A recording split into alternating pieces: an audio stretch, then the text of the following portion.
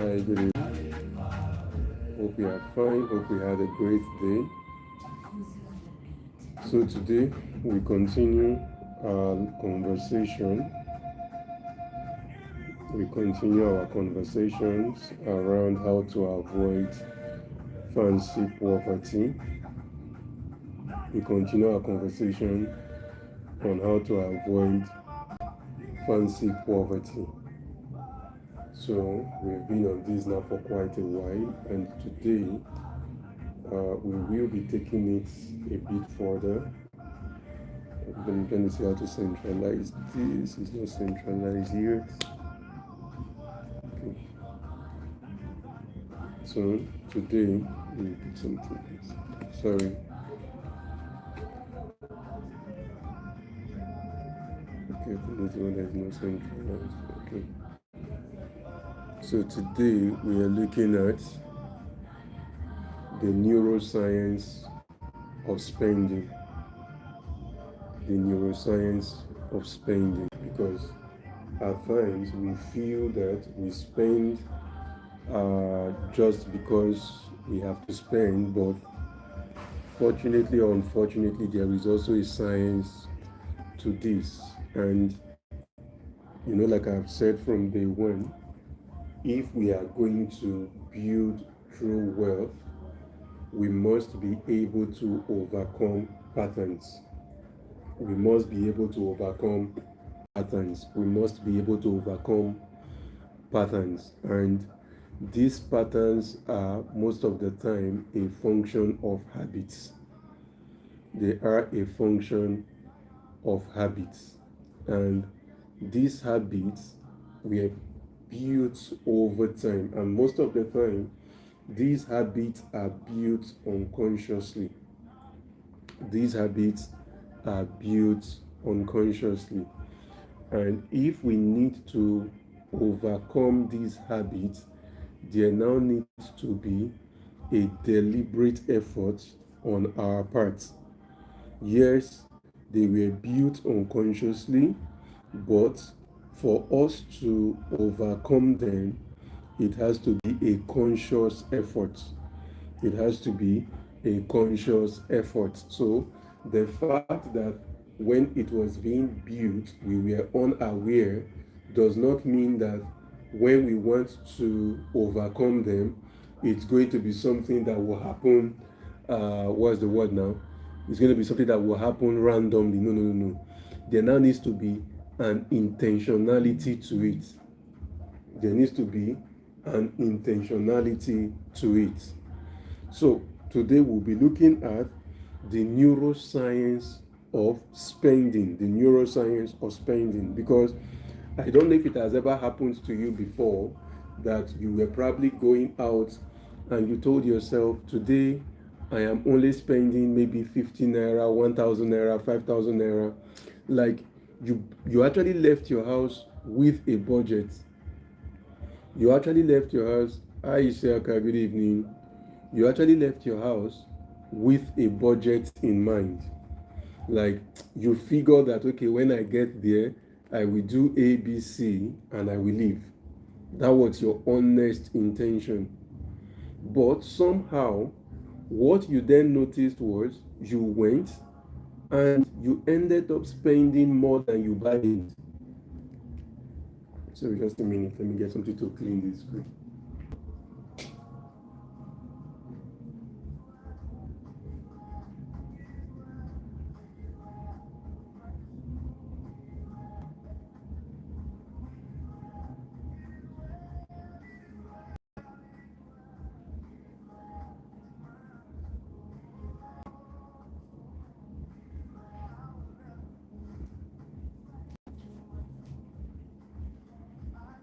So, so what you did was you came with a bargain, and for some reason, you've ended up spending more than you bargained you were going to spend. So you came in saying, "Oh, when I come, I'm only buying maybe one this or one that." That was your honest intention. But somehow, trying to see, I don't know what I did that the camera is not so clear. but you ended up spending. No, I was saying this thing is not looking straight. Thing. Apologies, I'm trying to set it to be straight. You ended up spending more than you bargained. And many a time when you leave that space, you probably leave thinking, oh, I'm not disciplined, I'm not that. Oh, so the problem is there is a wiring at work. There is a wiring at work. And what we are trying to do in this conversation is how do I understand that wiring at work such that I am able to take control of my spending habits. I'm able to take control of my spending habit. You went out saying I would buy just one biscuit, or you are going shopping, you just want to buy a top, or you want to buy noodles. But you come back, you have bought noodles, you have bought meat, you have bought this, you have bought that, and it feels like, oh, what is happening? At times, it's a betrayal from your hormones. And this is what we want to look at today. This is what we want to look at today. First, you need to understand that our body is designed naturally for survivors and reward.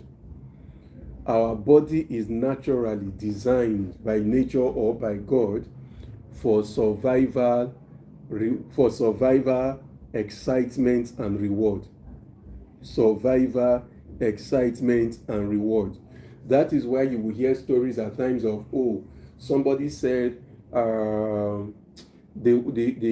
are tired of life.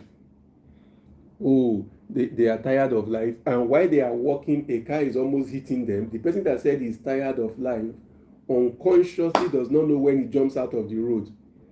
Right? Because our body naturally is wired for survival. Our body naturally is wired for survival. So that survival will kick in by default. Not that you planned it, right? Not that you planned it. So it means that we are still going to take it step by step. We need to be intentional to know what are those things that we see as survival. Because it means that when I am around those things, I would naturally, unconsciously yearn for them, and it will take my money. Two, I talked about, we are naturally drawn to excitement. We are naturally drawn to excitement. What is that thing that excites you? Because you see, when you are passing that space, you may have said, no, I am not going to spend money on this thing. But if that thing can trigger your excitement, then that thing can open your wallet. I'll say that again. If that stimuli, that item, that product can trigger your excitement just in the subconscious, it would also trigger your wallet. At times you would hear somebody say, oh, I'm going for the party, but I'm not buying any alcohol in that space. And then you get there, what happens is your memory reminds you of that excitement you had when you took your last alcohol, that fun time you had when you took your last alcohol. So before you know what is happening, you are going outside your budget to buy that stuff. Before you know what is happening, you are going outside your budget to buy that stuff. Again, because you need to understand that our spending habit is not that it is demonic. No. There is a neuroscience to spending patterns. There is a neuroscience to spending patterns. So we want to look at what is the science behind our spending. What are the hormonal response to spending? So that if we know these things, we can now intentionally start looking at how do I have better control over this biology. We are naturally drawn to whatever we admire. And what you admire, you desire. And whenever you feel you come around that thing that you have admired and desired, Your natural instinct when you can afford it is to buy it. Your natural instinct once you can afford it is to buy it. If you cannot afford, I always tell people at times, I would say, oh, when the person tells you, no, I am disciplined, I don't take alcohol. And I say, okay, can the person afford alcohol? If you cannot afford that thing, it is not yet discipline. If you cannot afford it, it is not yet in the realm of discipline. Until you can afford it, you cannot say you are disciplined not to do it. 2, if it is not something you had previously desired and then you do not fall into buying it, then you are not yet financially disciplined. I don't know if that makes any sense. So, first, it must be something that you desire. 2, it must be something that you can afford. Because you hear people say, oh, you won't understand, I am financially disciplined, but I don't know why my wealth is not growing. No, we look at your financial discipline at the level of things that you can afford. At the level of things you can afford. 2, it must also be at the level of things that you desire. At the level of things that you desire. Take, for example, those who know me will tell you that, oh, I am not a travel freak. I am not somebody that really cares about, oh, I'm traveling to this country today, to this other country today. I only travel if it is of super necessity. That's when I travel. Now, if I am not a travel freak, it means that it is not something I really desire. So, if there is an opportunity to travel and I say, oh, I said no to it because I am disciplined. No, I am not disciplined. It is not something I have, what's the word now? It's not something I desire naturally. Does that make sense? It's not, even if I can afford it, because it does not fall in the realm of my normal desire, it cannot be something that I am saying I'm disciplined around. We're still together, right? So, there is desiring. Now, whatever you are able to desire, what happens is your system naturally builds an anticipation for that thing. Whatever you are able to desire, there is an innate anticipation built. There is an innate anticipation built for that thing already. There is an innate anticipation built because there is now what? A desire for that thing. So there is an innate internal anticipation built. Hearing, thank you, for that thing. And this is where our neurological wiring becomes very, very important. Remember, we are discussing the neuroscience of spending. Now, there are 3 hormones responsible for our spending habits. There are 3 hormones responsible for our spending habits. And inadvertently, these 3 hormones will determine whether I am going to build a life of wealth or a life of fancy poverty at the end of the day. These 3 hormones will determine whether I am building a life of wealth or a life of fancy poverty at the end of the day. The 3 hormones are: 1, dopamine. I'm going to take time to still explain what they do. There is the hormone called dopamine, there is the hormone called cortisol, and then there is the hormone called serotonin. Normally in finance, they are referred to as the financial triangle hormone. In finance, they are called the financial triangle hormone. And you know, that was why when we started this series a while back, I said, try and imagine that in every other thing, they took time to teach you. Because you realize that many a time, when people talk about money, they'll just tell you, oh, learn how to budget. But I am sure that, I don't know if there's anybody here that you would say, if you are, just say yes on the comment and I would see it. I don't know if you have ever tried budgeting. And after you did budgeting, somehow, despite the fact that you had budget, you still faulted in your spending. I don't know if it has ever happened to you before. That not be say you not get budget, but somehow you still faulted in your spending. If it has happened to you before, if it has, just say yes, let me be sure. It happens a lot. Thank you, Isiaka. It happens a lot because there is a hormonal aspect you have not been taught. There is a hormonal aspect of this thing that you have not been taught. So you are just thinking, okay, I have been told that if I can create a budget, if I can plan for it, if you fail to plan, you plan to fail. So if I can plan it, I will not fail. But somehow, with all the planning, failure still happens. Thank you, Artistry. Failure still happens. Why is failure still happening? Because it is more than just the external stimuli. There is an internal wiring controlled by hormones. Let me explain. So, because somebody is probably thinking, if you are saying that this thing is controlled by hormone, is hormone not biology? Do we have control over this thing? I'll give you an example so it will make sense. Have you ever been in a scenario where you were hungry?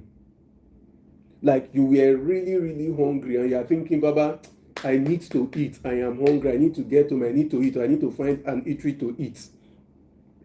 If while you were going towards where you are going to get food, suddenly there is an almost near-death experience. Maybe there was an accident, you almost fell down, a car passed you that almost hit you. Do you notice that for the next 2-3 hours, your hunger will disappear? So, despite the fact that the hormone, is it tretinoin, they call that hormone, are responsible for hunger, had kicked in initially, when there was a greater external stimuli, the hunger pangs went down. I'll give another example. There are times you are pressed that you want to use the restroom. Have you noticed that the pressing becomes worse the closer you are to the restroom? It becomes worse the closer, because there is an external stimuli. So you see, there was a hormonal desire. That anticipation of I am close to the restroom makes it feel like you are going to soil yourself before you get into the restroom. It makes it feel that way. If while you are close to that restroom, something drastic happens, an accident or something, you will see your being pressed will disappear for a bit. Why am I using these examples? I want you to see that yes, there is the role of the hormones, but there is also a way we can now condition ourselves so that we can externally create stimuli that helps us regulate the internal hormones, that we now have better control of our spending habits. So I said there are 3 hormones. There is dopamine, there is cortisol, and there is serotonin. We start off with dopamine. Dopamine is also referred to as that motivation or anticipation hormone. It's a motivation or anticipation hormone. That is why you would hear things like all these people that take drugs, you hear them like, they took drugs that can help them with their dopamine. And then they get excited because anticipation excites. It motivates. It drives you towards things. And when you see advertisers, all they try to do, a proper advertiser, that's like when I see people say, oh, they went for some marketing courses, and I look at the curriculum, I just laugh. I'm like, nah, this curriculum you went for, it is not it.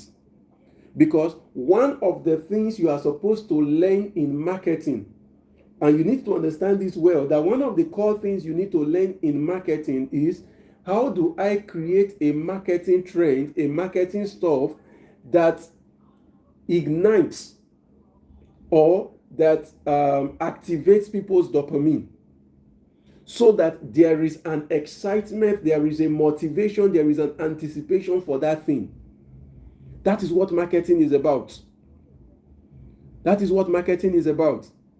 Take your time and look at the beautiful advert that has been done around cigarettes, that people still smoke cigarettes despite the fact that the advert will end with, is it liable to die young or something?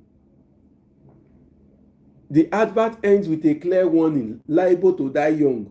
But the dopamine has been so activated that people will still see that warning. Because imagine if I told you, oh, if you pass this road, you are likely to be kidnapped. I am almost certain nobody will pass that road. Or if you pass this road, there's a probability of dying. There is a high probability you would not pass that route, right? But cigarette companies, soda companies, because think about it, when you know the soda companies, you have been told that if you take soda, it contains this amount of sugar that is not good for your health, but they have been able to activate your dopamine level that despite the obvious warning signs, despite the obvious negativity around these stuffs that you know, you still go ahead and spend on these things. You still go ahead and spend on these things. Now, you need to understand that dopamine does not have the capacity to judge whether a decision is right or wrong, whether a decision is wise or not. All that matters to dopamine is this is something that is good, get it. This is something that will make you feel good, get it.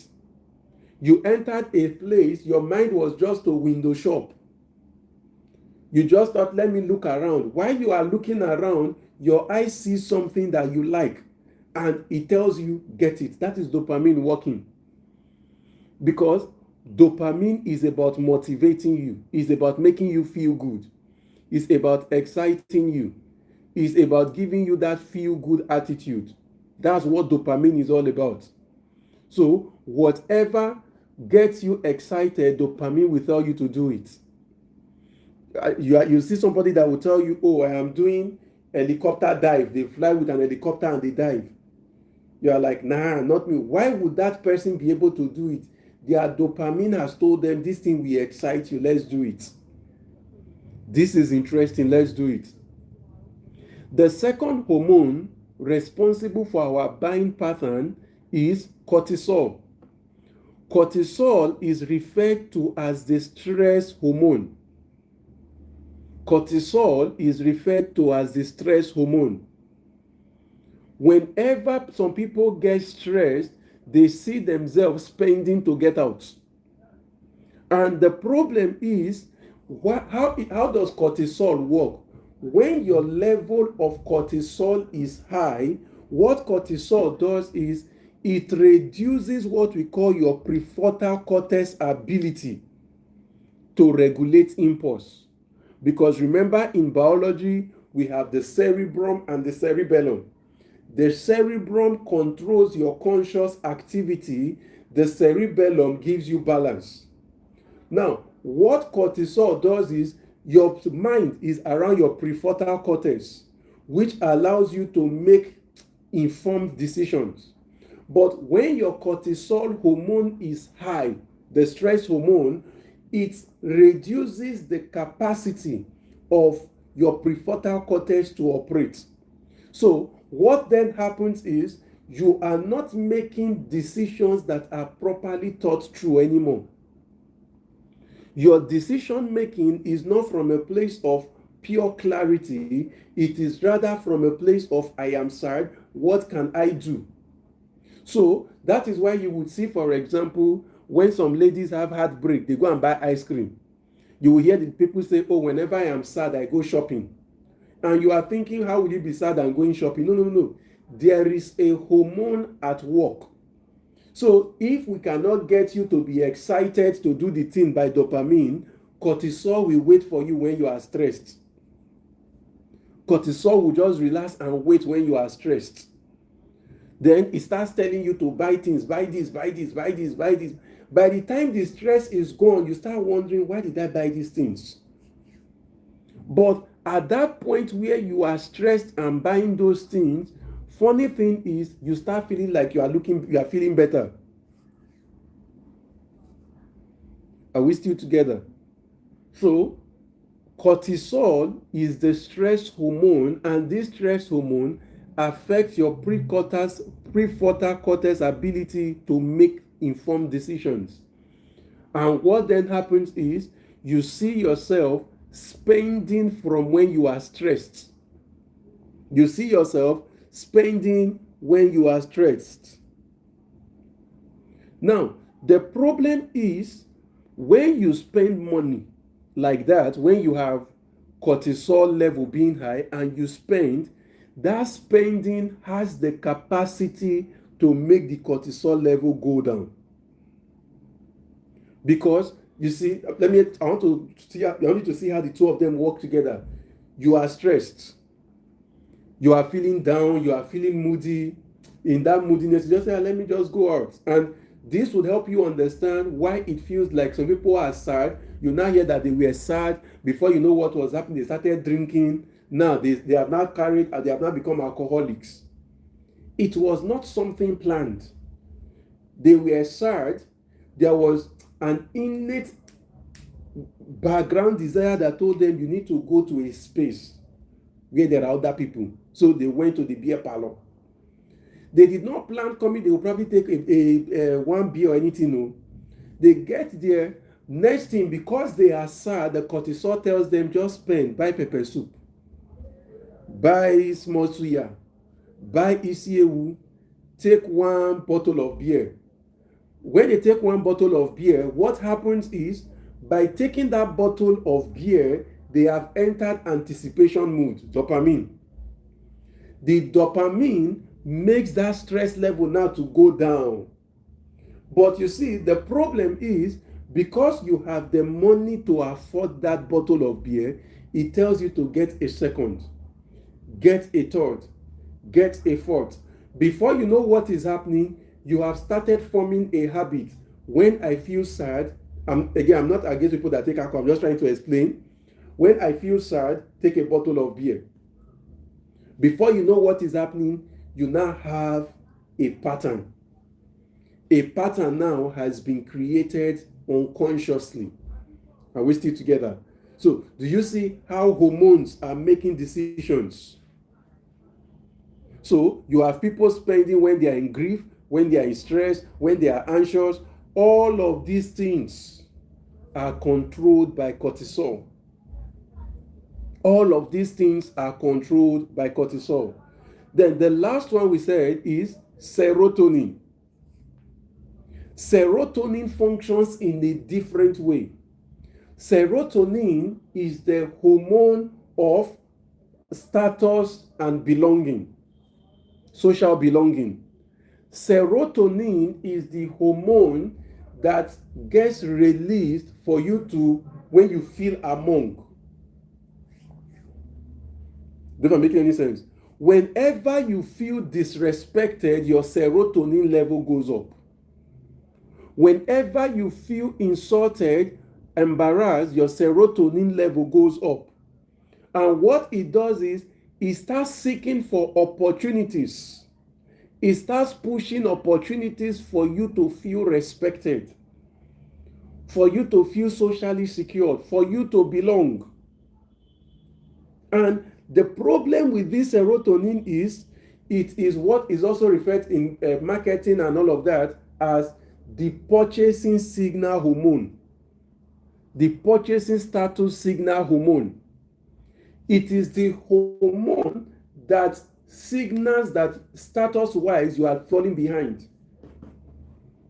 And it's a dangerous one. Let me look for a way to explain that. Let me look for a way to explain that. You went for a party. An example, you were invited for okay, let me use a party. They invited you to be a speaker somewhere. Fortunately or unfortunately, you chose that since you are just trying to make it now, you are still struggling, trying to make it, and they invited you as one of the key speakers, you figured, okay, I will just use my Okada and come. So you boarded a bike, the Okada man brought you.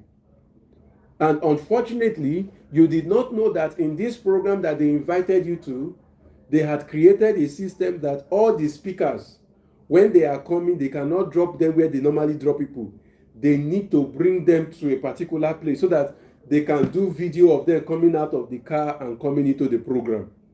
You did not know. So as you were coming, there is a speaker before you that they are like, ah, you're a speaker. No, please enter with your car. You now your car, they're like, enter with your Okada. Initially, everything looked good. Then what happens is by the time you get there, you now see camera videoing the first person coming out of their car. You are coming out from your Okada. And they are videoing you.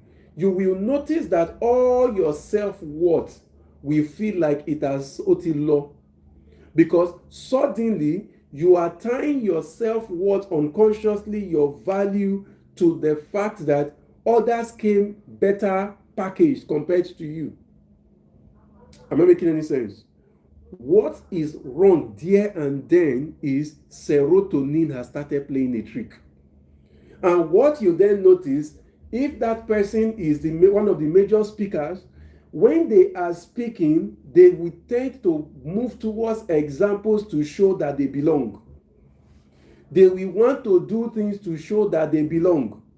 Shockingly enough, they may not even know when they start doing giveaway in their class. They may not know when they start doing giveaway, like, okay, if you are here, you have a business idea, how much do you need? Okay, I will give it to you. What is playing pranks on them is serotonin. Because serotonin is about status. That thing, when you have money, you now have money, you were trekking up and down before. Then you suddenly feel inadequate trekking. It suddenly feels like, no. You are not living life properly because you are trekking while your mates are using cars and all of that. What is playing tricks on you is serotonin. It's not a demon. No. Because serotonin is about status. It's a hormone that is concerned with status, with belonging. You are in a party where everybody is sitting down there. They started calling some people to high table. People that you thought you are better than are called to high table. The reason you start feeling bad, the reason you start feeling depressed at that point is serotonin playing tricks. And you need to know that there is a hormone at work. That is why, if you remember a few days ago when we were discussing, we talked about knowing your real worth, your identity outside your net worth. We discussed that a few days ago, your identity outside your net worth. Because if you cannot differentiate it, serotonin will play big pranks on you. I was reading a document, a foreign document, and the document was looking at the psychology of wealth as it relates to race. The psychology of wealth as it relates to race.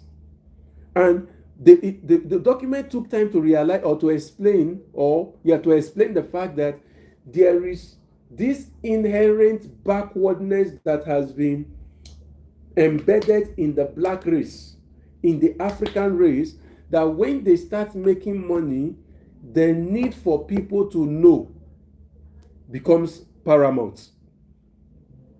They also talked a bit about this serotonin hormone, that they were looking at the elevate. They did some analysis, how much hormone was the level of serotonin in this and blah blah blah.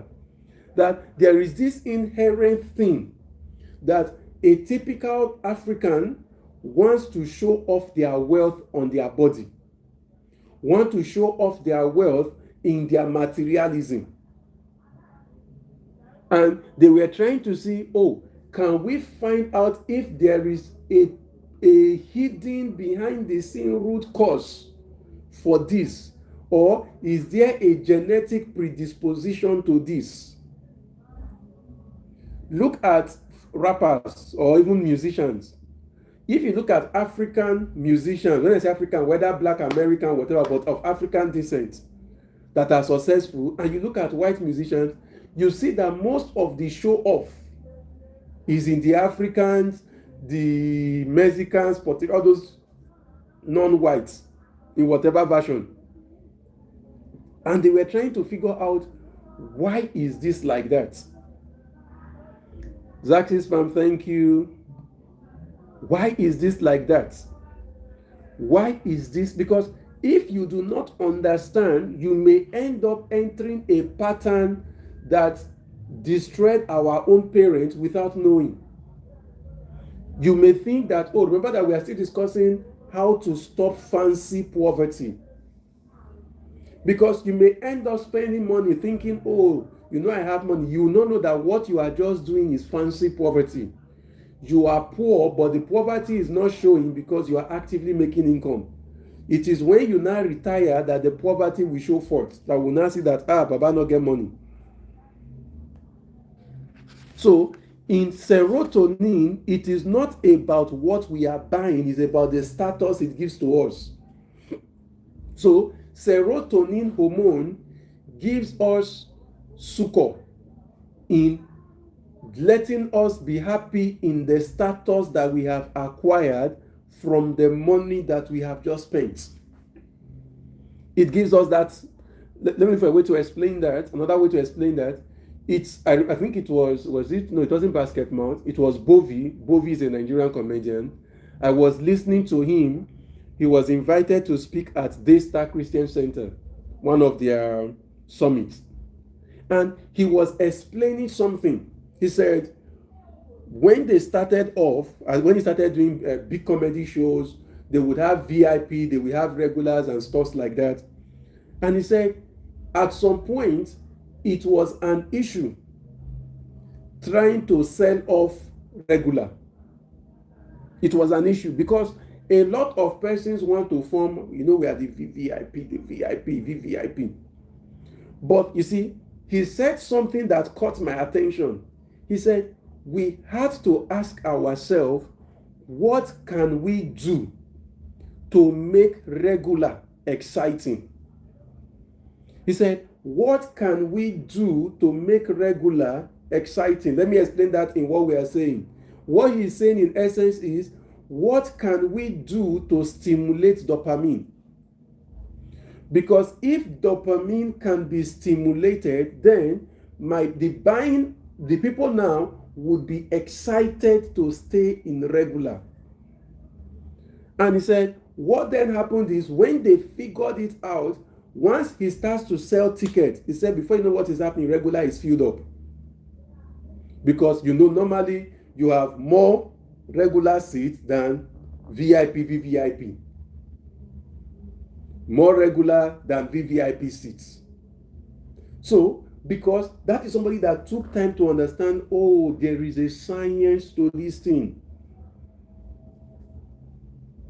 Hope we are still together. So, it is now him getting to understand how do I organize my program that it can incite or excite people to buy whatever I need to sell. Having said that, we then go to the next one called retail therapy. Retail therapy.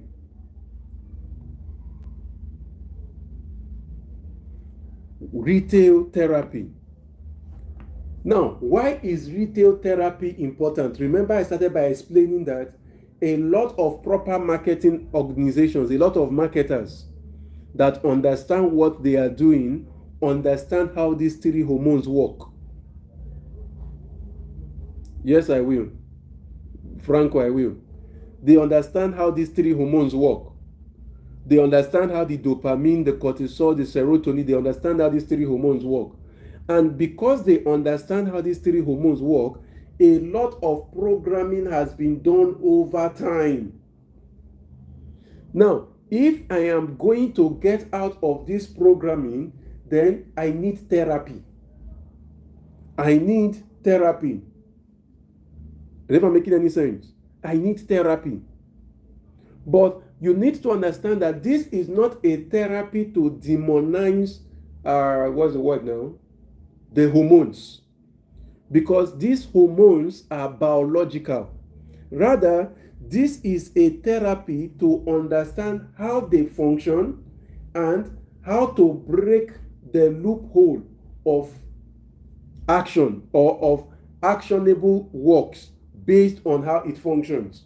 Remember, I gave an example so you understand what I mean by say actionable work.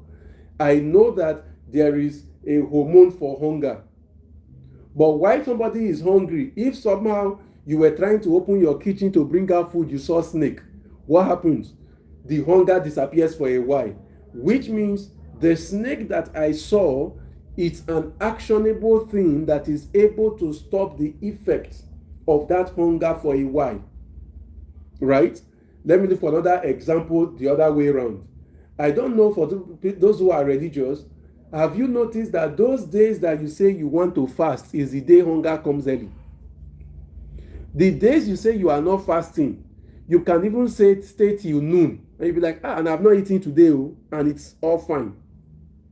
So what we are trying to look at is how do we interrupt the functionality of these hormones so that we have a bit of control.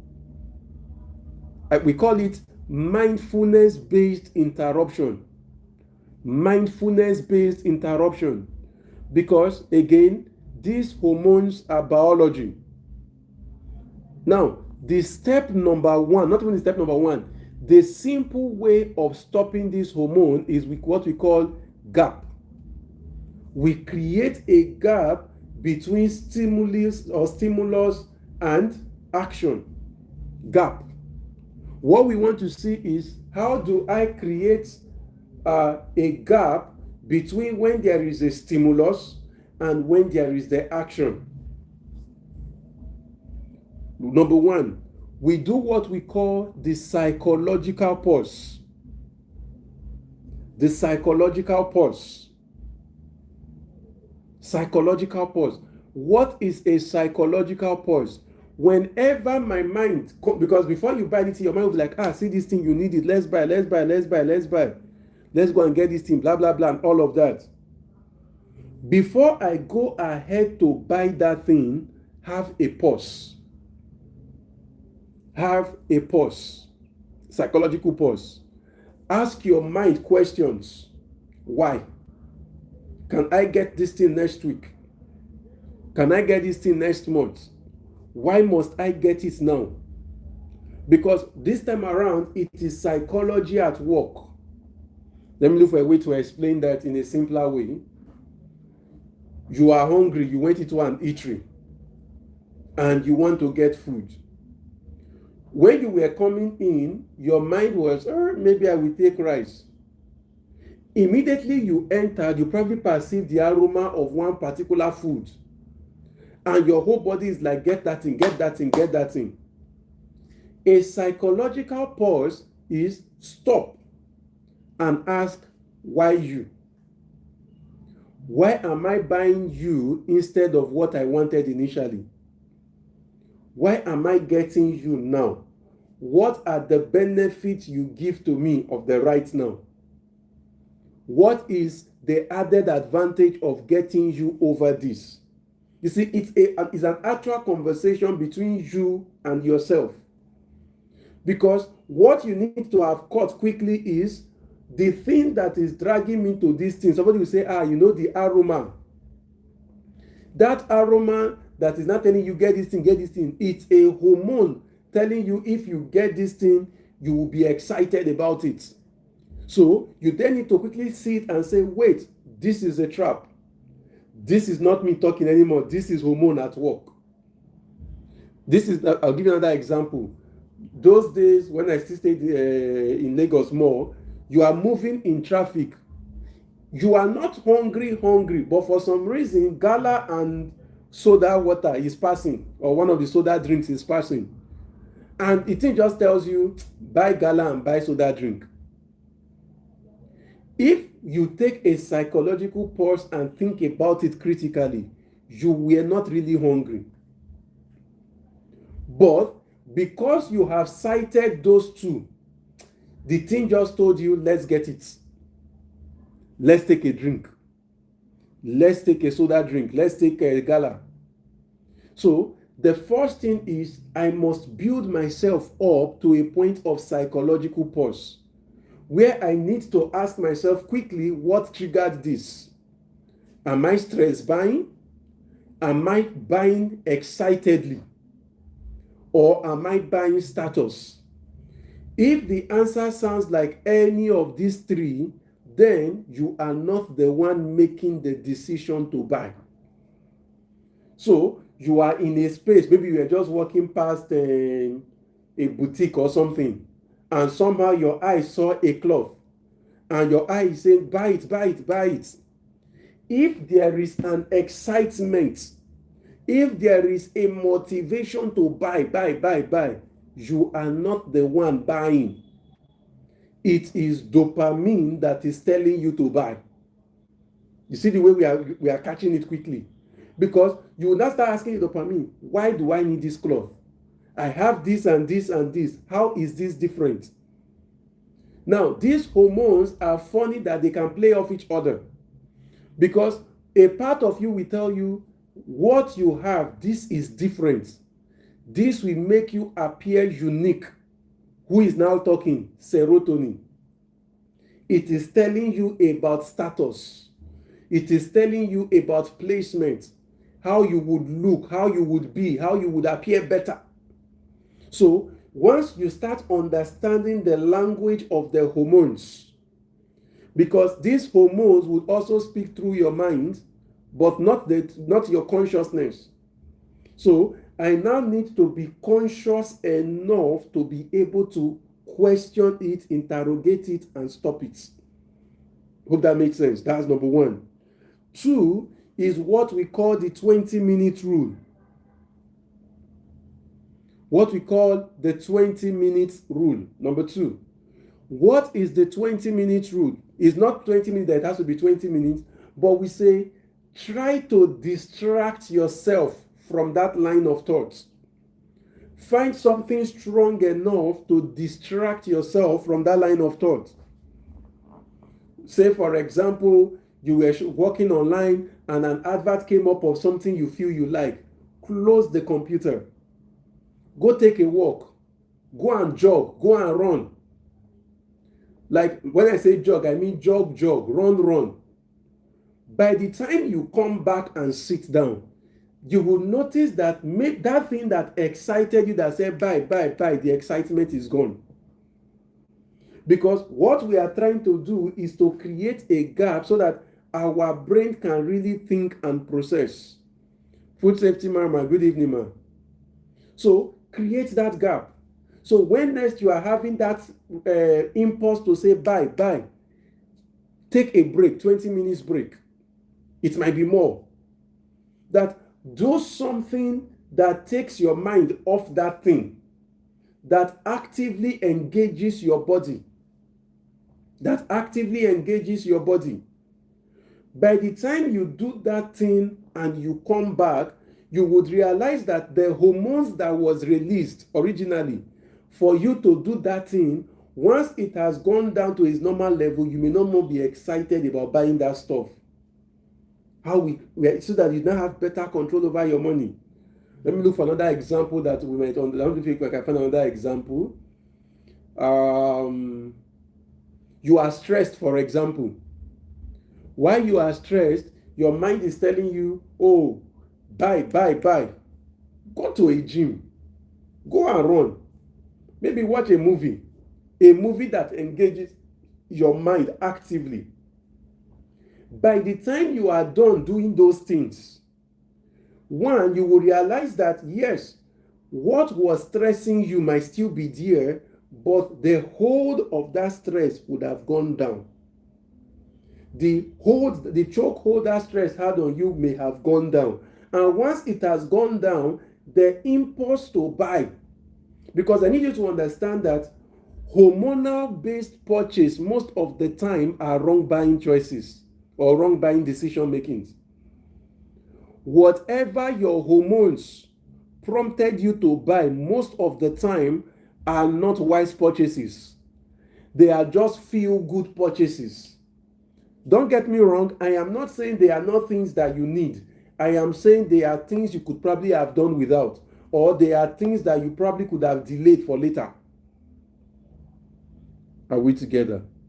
So that 20 minutes to recalibrate, it creates a space between desire and action. And most of the time, when you create that space, what happens is That space kills the desire.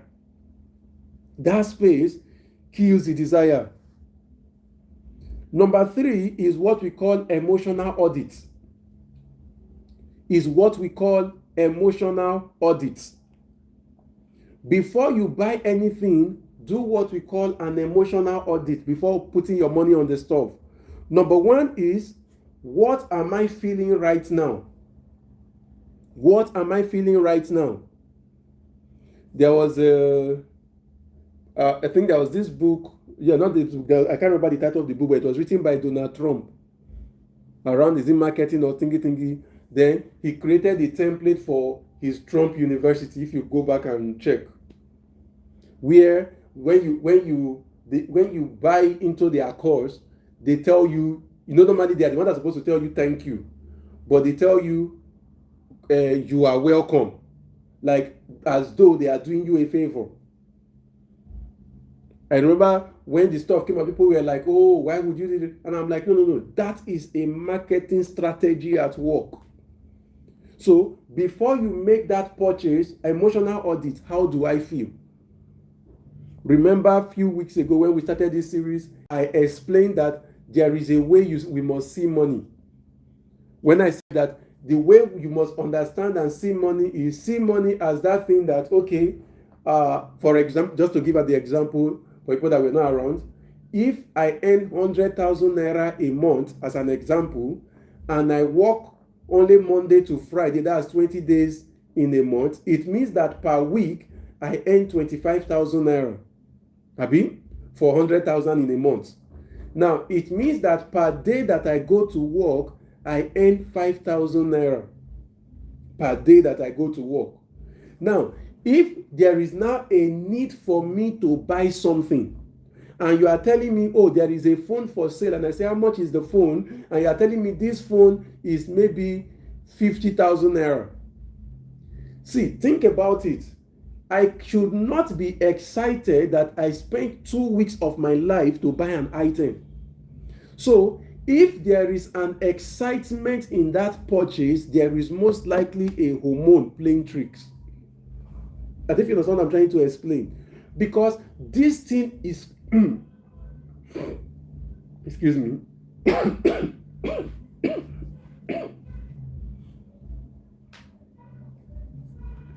Because this thing is practically costing me my life. I'm practically exchanging my life to buy this thing. I am practically exchanging my life to buy this stuff. So why should there be an excitement to spend my life to buy something? I don't get the point I'm trying to make. Why should there be an excitement? Why am I excited about this buying decision? So an emotional audit. How do I feel? Because what I need is a logical, I'm not saying feel angry. No, I'm not saying feel depressed. But there should be a logical explanation. It cannot be about status. Oh, if I buy this camera, it is going to give me very clear, sharp pictures. And you are not a cameraman by profession. You are not what's it called, influencer thingy that uses their pictures to influence products by. So if I am buying that stuff because it will make me feel good, then I understand in my head quickly that this decision that I am making is not me. There is a hormone subtly playing a role. Do we understand what I'm saying? If we understand, please say yes. Be sure we are still together.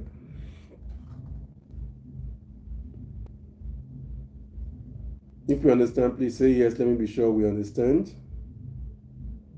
I want to be sure. Just yes. Type yes. Just to be sure that we understand what I'm saying. Yes. Okay. Thank you, Mr. Oluwatosin. So, first thing is, how am I feeling right now? How am I feeling right now before I make this purchase? Number 2 is, what do I actually need?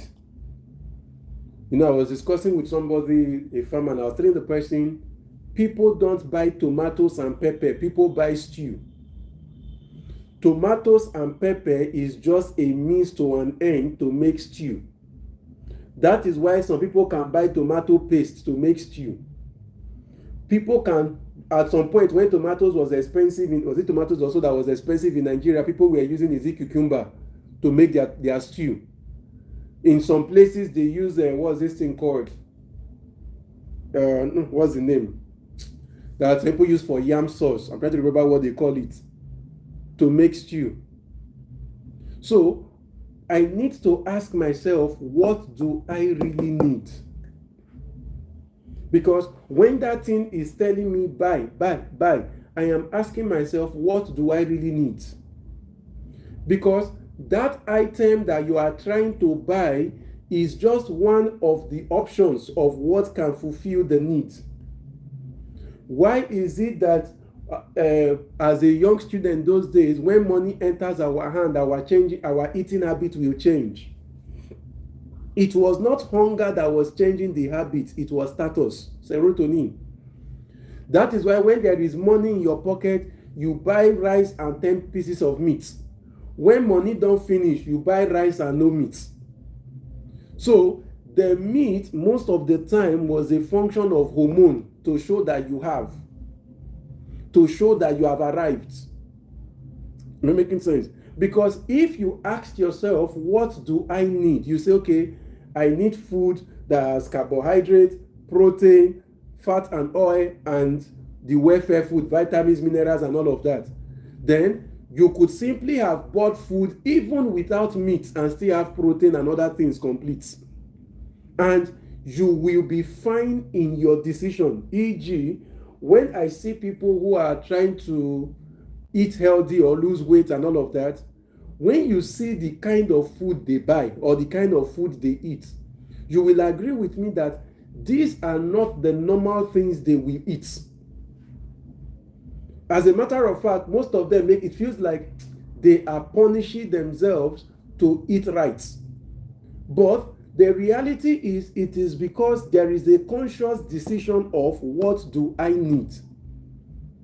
But when that question of what do I need was not there, they were buying things that fulfilled the pleasures of the hormones, not necessarily their body. Hope you get what I'm trying to explain. So by asking what do I really need before making a purchase, we help you question if that thing you want to buy is the best answer to what you are, to the problem you are trying to solve. Because the next question is, will this thing actually solve this problem within 12 hours?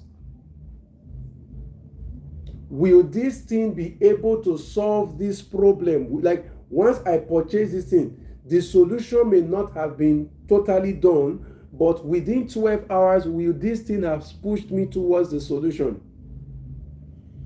Will this thing have pushed me towards the solution?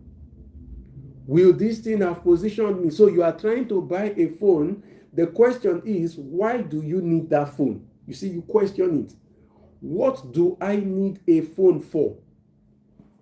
Oh, what I need a phone for is for communication only. To do my emails, do WhatsApp, make calls. This is really what you need a phone for. So why are you trying to buy version 800 that is 10 million naira? You see, that questioning the motive helps you redirect your dopamine. It helps you redirect the other hormones also. It helps you redirect your other hormones. So that at the end of the day, when we now make a decision, it is a decision that helps our finance. It is a decision that helps our finance. As we round up, let me say that you need to understand that the brain is not our enemy. The hormones are not our enemy. The brain and the hormone is just a sophisticated system that helps us cope with our environment. Just that you know that, and most of the time, these hormones are about making you feel good right now, making you feel fulfilled right now, That's why your hunger hormone is about you getting food right now. But what we are trying to do is we need to build a discipline level so that I can start building real wealth for the future, which means I must be able to put my hormones on check so that I can suffer now and enjoy later, or I can deprive myself of things for greater good.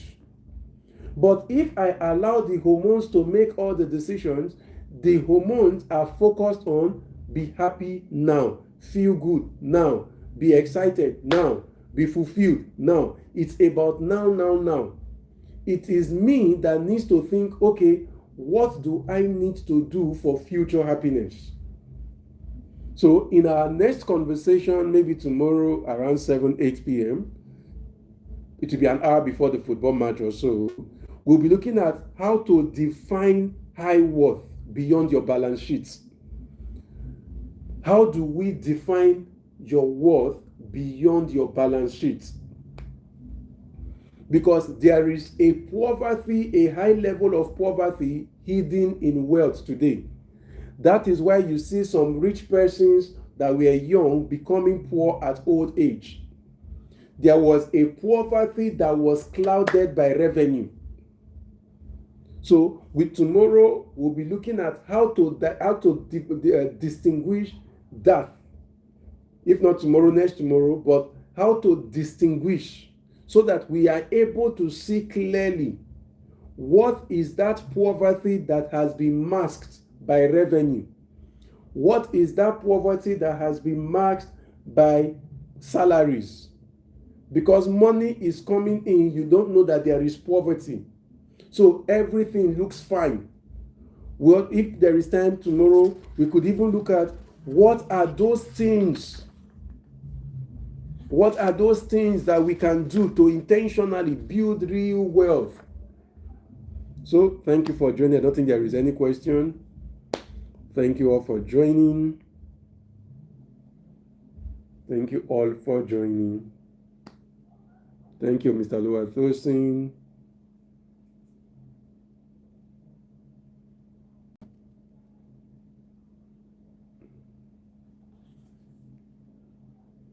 Joining. So I don't know if there is any question.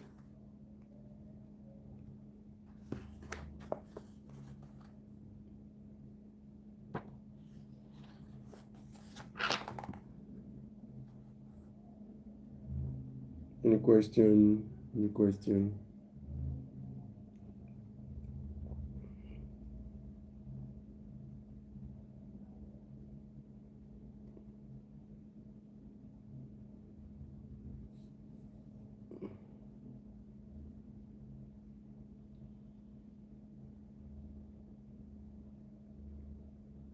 Okay, thank you for joining. Have a great night.